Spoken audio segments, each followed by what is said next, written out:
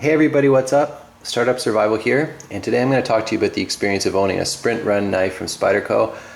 Great company with a lot of amazing designs of knives. This is of course the Paramilitary 2.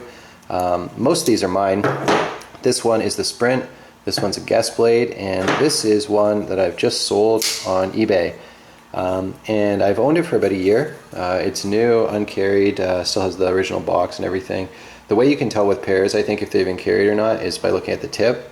And of course the pocket clip, well, not this one, but the black ones will show wear over time.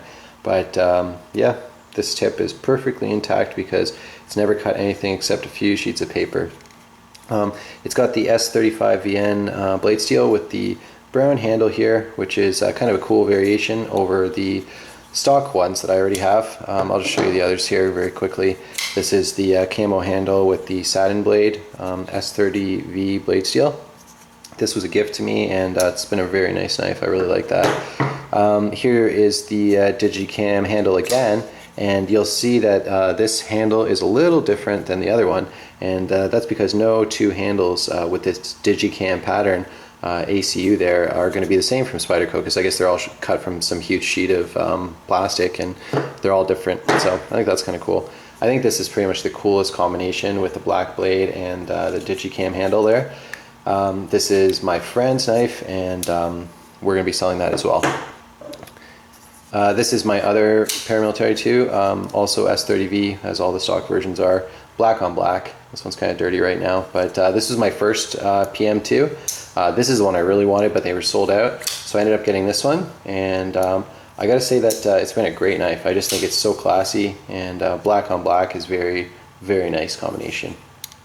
So let's talk more about the Sprint, I guess, and whether it's worth it or not, right? So maybe I'll show you a couple other Sprints before I get really into this one, just so you have a little bit of background. So here's the 2013 product guide from Spyderco. There's definitely newer Sprints out there, so you can look them up. But this is Cali 3, Gray G10. I think this is a pretty cool looking Sprint Run knife, honestly. And it's with the super blue steel, so that would have been fun to try.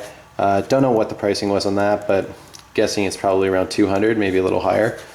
Here's the Cali 3. I think everybody remembers this one. It's a pretty huge knife, sort of same size as an Endura, I think. But I believe that the Cali evolved from the Calypso, if I'm not mistaken. Brown G10, that's a nice looking knife for sure. But I think that was up there too, around 200. This is the Goddard. That's an FRN handle. It's kind of like an old school handle from Spyderco. VG10, don't know how much that was. That was never on my radar of things to purchase, but there's a few other Sprints, and I don't know, I think Sprints are cool, you know? They offer some sort of interesting variation away from the stock editions. So I think, you know, it comes from a desire to own duplicates of things. And I think it's fun to do that and compare them and just like handle them and stuff like that. If you're very fascinated by the subtle details of the construction of the knife. If you're a user, I mean, there's absolutely no difference in performance between that blade and this blade. You know, they're both good steels that only a handful of people may be able to tell the difference to if there wasn't a label on there. And, you know, other than that, in terms of functionality, cutting, they're the same. You know, and I mean, does it necessarily add any functionality at all? I mean, no, of course not. I think Open L, for example, this is a number 8, is a better slicer than the Paramilitary 2, and I'm able to get it sharper because I'm just not able to sharpen S30V, which is a very hard steel, to that sort of super sharp edge that I am softer ones like Os 8 or I forget what this one's called. I think it's like Sandvik or something like that because it's a stainless Open L. But anyways, in terms of slicing performance, ease of sharpening and all that stuff, and freedom of use, I mean, this knife certainly gives a lot more than any of these knives do. And, you know, I mean, even something like the Huntsman, right? I can get that knife very sharp too. And depending on what I'm doing, it'll work just as well or better as these knives. And you get a whole bunch of other tools in there too. And the pricing of those are extremely low.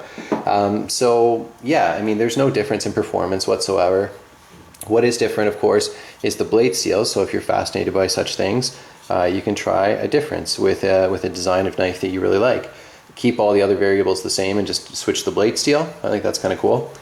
And also, maybe you just want to try something a little different because you like the knife so much, you want to have them with different handle colors. I think that Spyderco does a pretty good job of sort of gamifying. I don't know if you guys know that term, but just like making a game of buying their knives, right? So it's like you can have all these cool variations of something, and everything else is kind of the same. I think that's pretty cool, you know, and not enough knife companies really do that. Benchmade does a good job with the Griptilians and whatnot. But yeah, I think that's pretty fun. Is it worth the extra price? You know, you gotta have to look at that on a case-by-case basis. In this case, when I bought that knife, these ones here with the satin blades were going for, I think, $139 or something like that. These ones with the black blades, I believe, were $149 maybe. And then the Sprint, I think, was either $160 or $179. I can't remember now. But it was only like $30 more than the regular ones. So in that case, I said to myself, you know, that's not a huge price increase. You know, I could probably handle that.